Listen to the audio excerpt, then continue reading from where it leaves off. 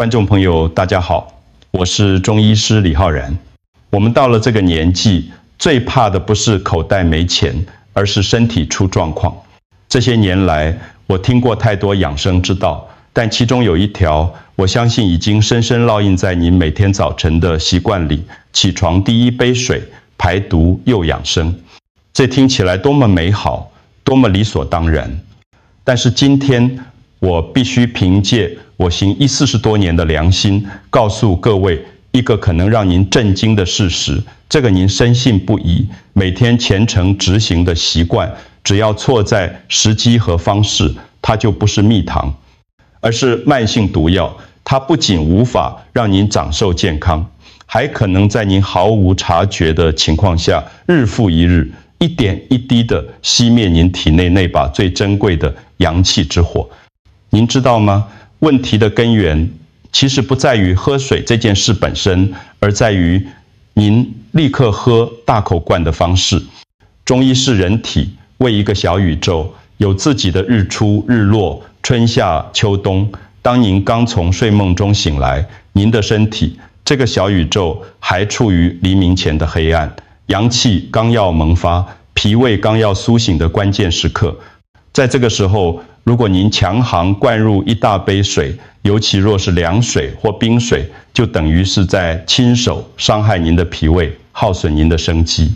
因此，我必须郑重地提醒您，如果您现在立刻关掉这个影片，您将可能错失延续20年健康寿命的机会，因为您正在每天早晨亲手用一个看似健康的习惯来摧毁您体内最根本的生机之火。请您务必耐心听完，尤其是如果您经常感到疲倦、乏力、消化不良、腹胀腹泻，或者手脚冰冷、面色萎黄，这个秘密真的关乎您后半生的精气神。在我们深入探讨之前，我想先跟大家互动一下，请在下面留言，让我知道您是从台湾的哪个地方收看我们的节目，或者您现在正在经历哪些健康困扰。在我们正式开始之前，您有任何疑问，也非常欢迎提出来。也请别忘了订阅频道并开启小铃铛，这样您才不会错过我们未来所有关于养生保健的深度解析。我非常想知道您是否正专心观看这个影片。如果您觉得这个主题对您很重要，您正专心在听，请在评论区打个1，让我知道您在这里陪着我。如果您觉得没有帮助，也请打个0，让我知道您的真实想法。您的每一个互动都是我继续制作这些内容的动力。好，谢谢大家的热情互动。现在，让我们来深入探讨第一个可能正在伤害您的早晨坏习惯：立刻大口猛灌一杯水。现代资讯太发达了，手机一滑，各种健康理论、养生秘诀铺天盖地而来，但他们往往忽略了中医最核心、最根本的智慧：时机与体质。喝水当然是生命之本，这个点毋庸置疑。但问题是，刚睡醒的身体真的承受不起您那杯好意的冷水。各位，请想象一个画面，我们的脾胃就像一个刚点燃的炉火，经过一整夜的沉寂休养，天刚亮，您才刚刚画下那根火柴。火焰是多么的微弱，多么的脆弱。这股微弱的热能，就是中医所说的脾胃阳气，它是我们一整天能量的来源，是消化食物、思考问题、行动工作的根本动力。中医经典《黄帝内经》说：春夏养阳，秋冬养阴。又说1日之计在晨。清晨就是一天当中的春天，阳气需要像刚发芽的树苗一样，被温和的呵护，缓慢的生长，小心的培育。可您做了什么呢？您在炉火最微弱、最需要保护的时刻，哗地一声，直接浇下了一大杯水。请注意，即使是您自认为的常温水，对于我们体温36、5度C 的身体来说，都属于寒凉之物。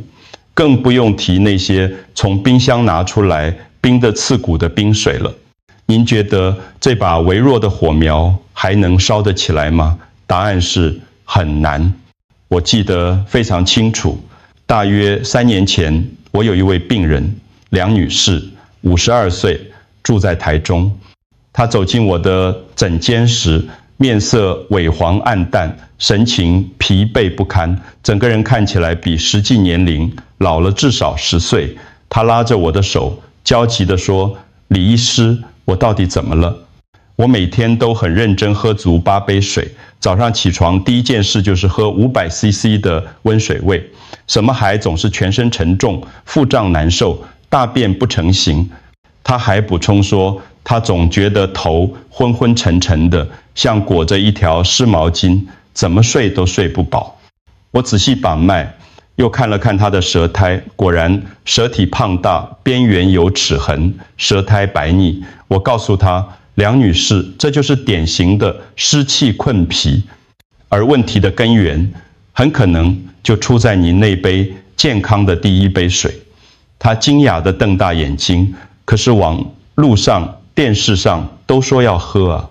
我解释说，喝水是对的，但您的脾胃阳气本来就虚弱，再加上每天早上用大量的水去浇熄那把刚要点燃的火，脾胃一旦虚寒，运化水湿的功能就会失灵，体内的湿气自然泛滥成灾。《黄帝内经》说，脾胃者，仓廪之官。脾胃是我们身体的中央厨房，是国家粮仓。如果厨房还没开工，炉子还没点热，您就立刻灌入大量水湿，它如何能正常工作？金元4大家之一的李东垣，在其传世名著《脾胃论》中，更是疾呼内伤脾胃，百病由生。这句话的分量非常重。他认为，一旦脾胃这个后天之本衰弱，气血生化无源，就像工厂的生产线停摆了，整个工厂的运作都会瘫痪。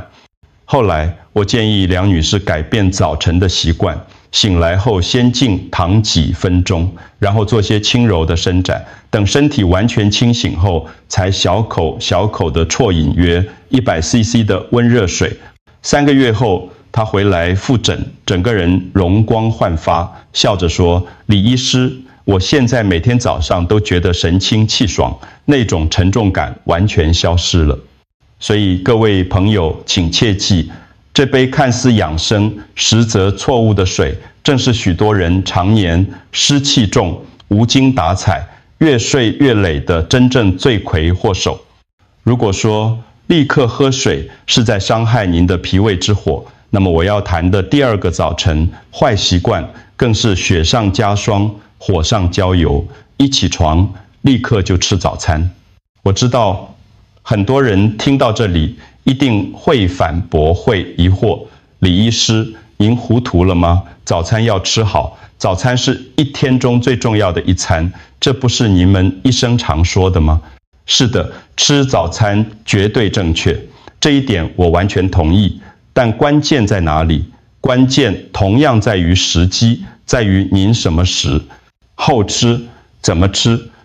我们的老祖宗在《黄帝内经·灵枢》中有一段极其精妙的描述，关于人体气血的循环规律，称谓荣卫之气的昼夜交替。这听起来很深奥，但我用一个比喻您就懂了。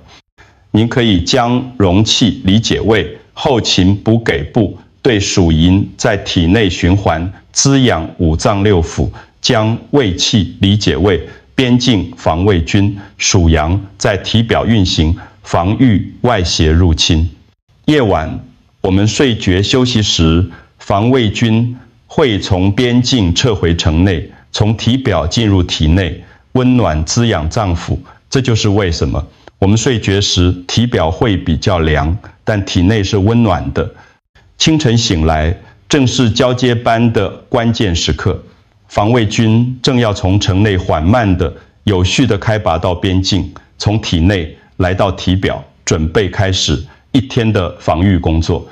这个过程中一称谓，阳气生发，与此同时，脾胃这个中央厨房也才刚刚开始暖机预热。在这个至关重要的换班时刻，如果您立刻马上就将一大堆食物塞进胃里，例如一份高油脂的台式蛋饼，一根炸得金黄的油条，一个包着肉松的饭团，再配上一杯冰凉刺骨的奶茶或冰豆浆，这在台湾的早餐店时在太常见了。您猜会发生什么可怕的事？您等于是强迫身体立刻发出全国总动员令，紧急战备状态。这会造成2个灾难性的后果，而且是长期的累积性的伤害。第一，脾胃过劳生湿，脾胃的暖机过程被迫中断，还没准备好就强行运转的结果，就是消化功能大打折扣。这些无法被充分消化吸收的食物，就会在体内变成中一所说的湿气、痰饮和积滞。这就是为什么很多人吃完早餐后，不但没有精神饱满，反而更困、更累，头脑更昏沉，甚至想再睡一觉。第二，也是最可怕的一点，防卫空虚。本应该顺利开拔到边境体表的防卫军，胃气被身体强行抽调回中央厨房，脾胃去紧急处理这些突然涌入的食物，结果就是边境城墙，体表空无一人，防御空虚。这也是为什么很多人早晨一吹到风就立刻感冒，打喷嚏不停，过敏症状发作，鼻水流个不停，因为您的卫兵都被叫去厨房了，没人守着城门啊。更糟糕的是，台湾的现代早餐习惯充斥着冷食、冰品、高油高糖的食物，对早晨本就虚弱的脾胃来说，简直是毒药般的存在。油炸的食物中，一称为肥甘厚味，是最难消化、最耗损脾胃阳气的，而冰凉的饮料更是直接浇熄阳气之火。这2者加在一起，对阳气的伤害比单纯直接喝冰水还要严重数倍，甚至10倍。我再举一个真实案例，陈先生45岁，在台北从事金融业，工作压力大，步调快。他每天早上7点准时起床，7点10分就坐在早餐店，点一份培根蛋饼加大冰奶。他来找我时，主要抱怨长期腹泻，容易感冒，精神不济。我问他早晨的习惯，他很自豪地说：“我很准时吃早餐的。”但当我深入询问，才发现问题所在。我建议他延后早餐时间，起床后先做些伸展、深呼吸，给身体至少30分钟的缓冲期。同时，我也建议他改变早餐内容，选择温热、易消化的食物。1个月后，他惊讶地发现，困扰他多年的腹泻问题明显改善，精神状态也好多了。所以各位朋友，请给您的身体一点时间吧，给您的脾胃，给您的胃气至少30分钟到1小时的缓冲期，让阳气充分顺畅的生发，让防卫军有序的完整的站上岗位。这不是浪费时间，而是对自己最好的投资。当您愿意做出这2个看似微小实则关键的改变时，您的身体将会用最美好的状态来回报您，用您意想不到的方式来感谢您。首先，最直接、最明显的改善就是您的脾胃功能会大幅提升。脾胃是我们的后天之本，是气血生化的源头活水。当您不再用冰冷的水和过早的食物去伤害它、折磨它，它就能恢复正常的运化功能。您会惊喜地发现，消化明显变好了，不再动不动就腹胀、腹泻、便秘或胃酸逆流、火烧心。您吃进去的食物才能真正被消化吸收、转化胃，滋养5脏6腑的气血，而不是变成体内的垃圾和负担。我再分享一个让我印象深刻的案例。张伯伯，一位住在台北、今年已经72岁的长者。他第一次来找我时，整个人唉声叹气，不停地说：“李医师，我老了，真的没用了。”他不仅面色晦暗，无光精神萎靡不振，还抱怨自己晚上睡不好，浅眠多梦，半夜常醒，白天又疲倦嗜睡。另外，他的膝盖关节也经常酸痛，上下楼梯都很吃力。我详细问诊后发现，张伯伯每天早上5点半就起床，6点就开始喝水吃早餐，而且早餐内容偏寒凉，常常是冰豆浆配馒头，或者冷粥配酱菜。我给他的建议不是开昂贵的补药，不是吃什么保健食品，而是严格遵守这2条早晨的戒律。起床后给身体充分的苏醒时间，不立刻喝水，不立刻进食。仅仅6个月，张伯伯再次回诊时，整个人判若两人，脱胎换骨。他面色红润有光，则声音洪亮有力，走路虎虎生风，步伐稳健。他高兴地拉着我的手说：“李医师，我现在感觉自己像50岁，不止白天精神100倍，晚上也能一觉到天亮，连膝盖都不那么痛了。我现在还能爬山呢。”这就是阳气的力量，这就是顺应身体节律的神奇效果。当您学会保护和培植阳气，特别是在早晨这个黄金时段，您的生命力、您的精气神就会由内而外自然而然地散发出来。东汉的医圣张仲景在《金匮要略》中有一句传世名言：“见肝之病，知肝传脾，当先食脾。”这句话的智慧深不可测，意思是说，当一个有远见的医生看到肝脏出问题时，他必须知道疾病最终会拖累，会传到脾胃，因此要事先巩固，要预先保护脾胃。为什么？因为脾胃强健，气血充足，身体才有能力，才有资本去自我修复，去对抗疾病。这就像打仗一样，粮草充足，士气才会高昂，才有可能打胜仗。当您用正确的方式对待身体，白天阳气生发，精神饱满，夜晚阴气收藏，安然入睡，您的睡眠品质也会大幅改善。不再多梦，不再浅眠，不再半夜醒来，而是一觉到天亮，醒来神清气爽。这就是一个完美的良性循环，正向回馈。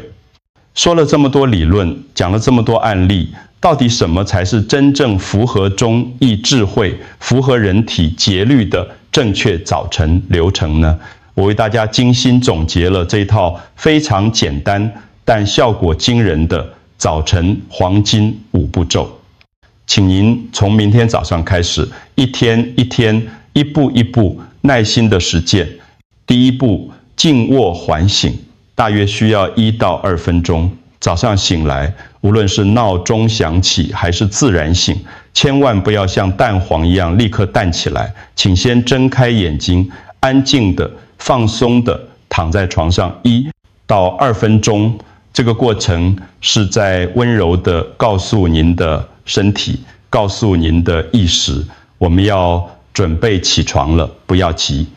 这能让您的大脑意识完全苏醒，也给予您的身体一个从深度抑制的睡眠状态平稳过渡到清醒状态的缓冲时间。这对于稳定血压、保护心血管系统至关重要，特别是对中老年朋友。第二步，伸展呼吸，大约需要3到5分钟，然后慢慢的、轻柔的坐起来，靠在床头或坐在床边，闭上眼睛，进行几次伸展而缓慢的腹式呼吸。吸气时，想象清晨金色的阳光，想象大自然的清新空气充满您的胸腔，充满您的全身。呼气时，想象体内所有的浊气、所有的废物被完全排出体外。中医说，肺主一身之气，肺朝百脉。在清晨舒展肺气，能帮助身体的气机，也就是能量流动，顺畅地启动和协地运行。第三步，迎接东方生阳之气，进行轻柔的活动，大约需要15到20分钟。起床后走到窗边，如果可以的话，请面向东方。东方是日出之地，是一天中阳气生发的源头。中医讲究天人相应，天人合一。早晨面向东方，再次深呼吸几分钟，感觉自己与大自然的阳气相连接、相呼应，然后做一些极其轻柔、极其温和的活动，例如伸展四肢、转转脖子、扭扭腰、拍拍手臂，或者如果您会的话，可以练习简单的8段锦笔，如双手托、天理三交，或者只是简单地甩甩手、踮踮脚。这个过程的重点是温和缓慢，目的是唤醒您的全身，让胃气、防卫军顺利的、完整的布达到体表，开始一天的防护工作。第4步，小口慢饮温热水，大约100毫升就足够了。